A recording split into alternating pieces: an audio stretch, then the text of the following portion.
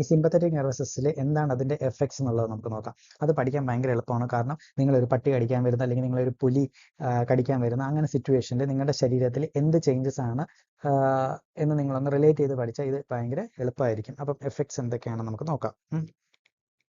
Effects, ആദ്യം ഒരു പുലി വരികയാണ്, നിങ്ങൾ എന്ത് ചെയ്യാൻ കഴിയും? പടപടപടാന്ന് ഹാർട്ട് ഇടിക്കും അല്ലേ? അപ്പം increases heart rate. Heart rate ഇടിച്ചു. അപ്പം ഇനിയിപ്പോൾ അടുത്ത് എന്താ ചെയ്യേണ്ടത്? അടുത്ത് നിങ്ങൾക്ക് ഓടണം അല്ലേ? ഓടി രക്ഷപ്പെടണം.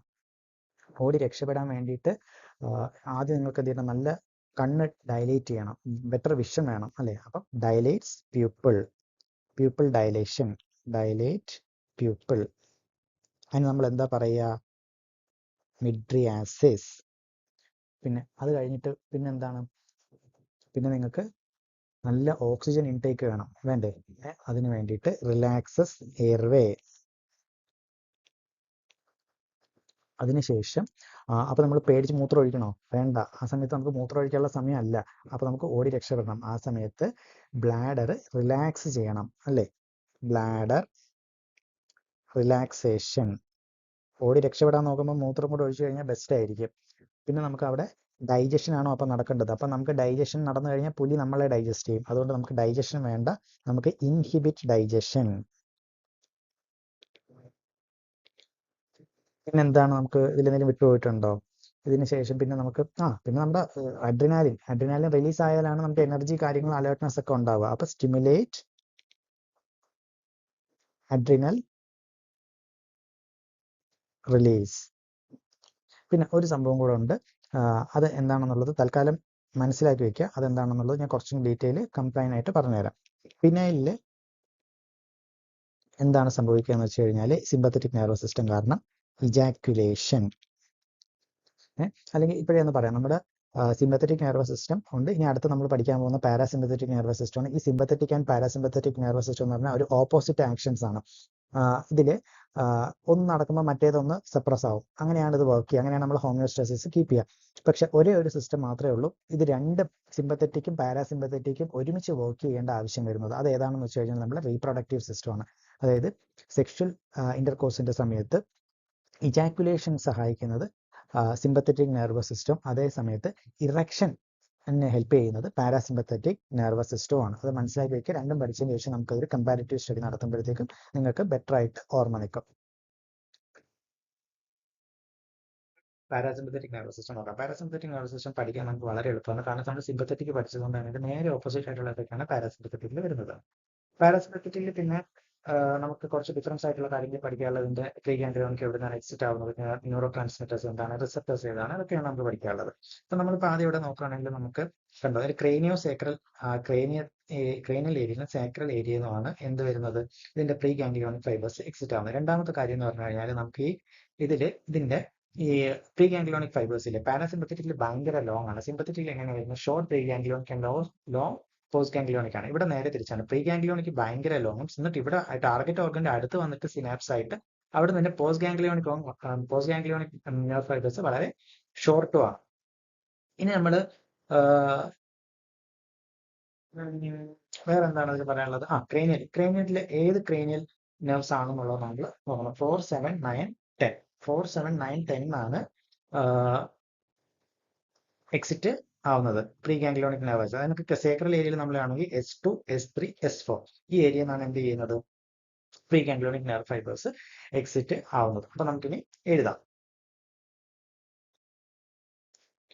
അപ്പൊ parasympathetic nervous system cranio sacral outflow ആണ്. Cranial nerves 3, 7, 9, 10. ഇത്ര എഴുതുന്നുള്ളൂ കേട്ടോ. പാരാസിമ്പത്തറ്റിക് നെർവസ് സിസ്റ്റം ഇതില് ക്രേനിയോ സേക്രൽ ഔട്ട്ഫ്ലോ ആണ്. ഏതൊക്കെയാണ്? Cranial nerve 3, 7, 9 and 10. സേക്രൽ ആണെങ്കിൽ S2, S3, S4 ഇതാണ് വരുന്നത്. ഇനി ഇതിന്റെ ന്യൂറോണൽ പാത്തിൽ എങ്ങനെയാണ്? Preganglionic neurons are long and synapse with short postganglionic neurons in the ganglia close to the target organs. അപ്പം preganglionic nerves are long. Postganglionic nerves ഇവിടെ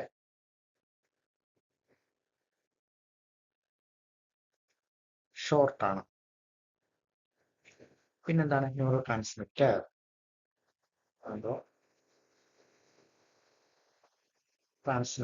neuro transmitter നമുക്ക് പാരാസിമ്പത്തറ്റിക്കിൽ ഏതാണ്?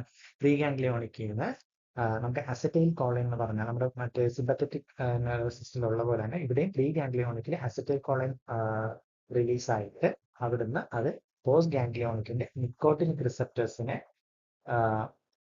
Stimulate ചെയ്യും. അങ്ങനെ പിന്നെ post ഗാംഗ്ലിയോണിക്ക് ഇവിടുന്ന് വീണ്ടും അസറ്റൈൽ കോളിനെ റിലീസ് ചെയ്തിട്ട് ഇതിന്റെ മസ്കുരാനിക് റിസപ്റ്റേഴ്സിലാണ് പാരാസിമ്പത്തറ്റിക് ആക്ട് ചെയ്യുന്നത്. ഇപ്പൊ ന്യൂറോ ട്രാൻസ്മിറ്റേഴ്സ് പ്രീ ഗാംഗ്ലിയോണിക് ആരാണ്? Acetylcholine. Postganglionic nerve ഫൈബേഴ്സും ആരാണ്? അസറ്റൈൽ കോളിൻ തന്നെയാണ്. റിസപ്റ്റർ ടാർഗറ്റ് ഏരിയ ഇവിടെ പ്രീ ഗാംഗ്ലിയോണിക്കിൽ പോസ്റ്റ് ഗാംഗ്ലിയോണിക്കിൽ എത്തുമ്പോഴത്തേക്കും നിക്കോട്ടിനിക് റിസപ്റ്ററും അത് കഴിഞ്ഞ് റിസപ്റ്റർ ടാർഗറ്റ് ഓർഗനിൽ എത്തുമ്പോഴത്തേക്കും ഈ അസറ്റൈൽ കോളിൻ ആക്ട് ചെയ്യുന്നത് മസ്കുരാനിക് റിസപ്റ്റേഴ്സിൽ ആണ്. ഇത്രയുള്ള സംഭവം. ഈ സ്ലൈഡിൽ നമ്മൾ രണ്ടിനെയും ടെസ്റ്റ് ഡിഫറൻഷിയേറ്റ് ചെയ്താണ് ഇത്രയും പഠിച്ചത്. അപ്പം sympathetic nervous system thoracolumbar outflow ആണ്, T1 to L2 ആണ്. പാരാസിമ്പത്തറ്റിക് ആണെങ്കിൽ ക്രേനിയൽ സേക്രൽ ആണ്, cranial 3, 7, 9, 10 and sacral S2, S3 and S4.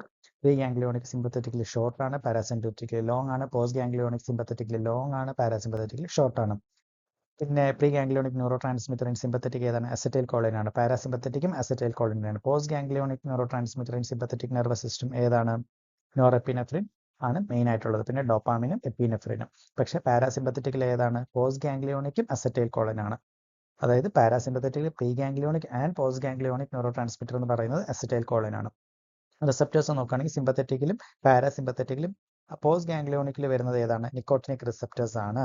അതിനുശേഷം റിസപ്റ്റർ ഓൺ ടാർഗറ്റിൽ വരുമ്പോഴത്തേക്കും സിമ്പത്തറ്റിക് നെർവസ് സിസ്റ്റത്തിൽ beta adrenergic receptors on target organ. പക്ഷേ അതേ സമയത്ത് പാരാസിമ്പത്തറ്റിക്കിലാണെങ്കിൽ മസ്കുരാനിക് റിസപ്റ്റേഴ്സ് ആണ് വരുന്നത്. പ്രൈമറി എഫക്ട്സ് ഏതൊക്കെയാണ്? സിമ്പത്തറ്റിക് നെർവസ് സിസ്റ്റത്തിൽ ഹാർട്ട് റേറ്റ് കൂട്ടുക, നമ്മുടെ കണ്ണ് പട്ടി അടിക്കുക അല്ലെങ്കിൽ പുലി കടിക്കാൻ വരുന്ന സമയത്ത് ഏതൊക്കെയാണ്? ഹാർട്ട് റേറ്റ് ഇടപെടാവുന്ന കൂടണം, പിന്നെ പ്യൂപ്പിൾസ് ഡയലേറ്റ് ആവണം, പിന്നെ ബ്രോങ്കിയൽ ട്യൂബ്സ് ഒക്കെ ഡയലേറ്റ് ആകുമ്പോൾ നമുക്ക് നല്ലോണം എയർ സർക്കുലേഷൻ ഓക്സിജൻ ഇൻഫ്ലോ ഉണ്ടാവണം, ഡൈജഷൻ്റെ ഇൻഹിബിഷൻ ആയിരിക്കണം, പിന്നെ ഇൻക്രീസസ് ഗ്ലൂക്കോസ് റിലീസ്. ഇതൊക്കെയാണ് സിമ്പത്തറ്റിക് നെർവസ് സിസ്റ്റം അല്ലെങ്കിൽ സിമ്പതി ആവശ്യമുള്ള സമയത്ത് നമുക്ക് വേണ്ടത്. പക്ഷേ പാരാസിമ്പത്തറ്റിക് നമുക്ക് റെസ്റ്റ് ആൻഡ് ഡൈജസ്റ്റിൻ്റെ സമയത്ത് ആക്ടിവേറ്റ് ആയിരിക്കുന്ന നെർവസ് സിസ്റ്റമാണ്. അവിടെ ഇങ്ങനെ ഹാർട്ട് റേറ്റ് കുറയ്ക്കുക, പീപ്പിൾ കൺസ്ട്രക്ട് ചെയ്യുക, ബ്രോങ്കിയൽ ട്യൂബ്സ് ഒക്കെ കൺസ്ട്രക്ട് ആവുക, ഡൈജസ്റ്റീവ് ആക്ടിവിറ്റി ഇൻക്രീസ് ചെയ്യുക, സലൈവ പ്രൊഡക്ഷൻ ഒക്കെ കൂട്ടുക, ബ്ലാഡർ കോൺട്രാക്ഷൻ ഉണ്ടാക്കുക. ഫംഗ്ഷൻ അപ്പോൾ നമ്മൾ മൊത്തത്തിൽ പറയാമല്ലോ, നമുക്ക് സിമ്പത്തറ്റിക് ഫൈറ്റ് ഓർ ഫ്ലൈറ്റ് ആണ്, whereas parasympathetic rest and digest ആണ്. ക്ലിനിക്കൽ റെലവൻസ് എന്ന് പറയുന്നത് sympathetic nervous system important for managing stress responses, hypertension and emergency situation. സ്ട്രെസ്സോ അല്ലെങ്കിൽ ഹൈപ്പർ ടെൻഷനോ ഒക്കെ ഉള്ളപ്പം നമ്മൾ ഈ സിമ്പത്തറ്റിക് കുറയ്ക്കാനായിട്ടുള്ള തരത്തിലുള്ള മെഡിസിൻസ് ആണ് നമ്മൾ കൊടുക്കേണ്ടത്. പാരാസിമ്പത്തറ്റിക് ആണെങ്കിൽ important for managing relaxation like digestion and energy conservation. Demands.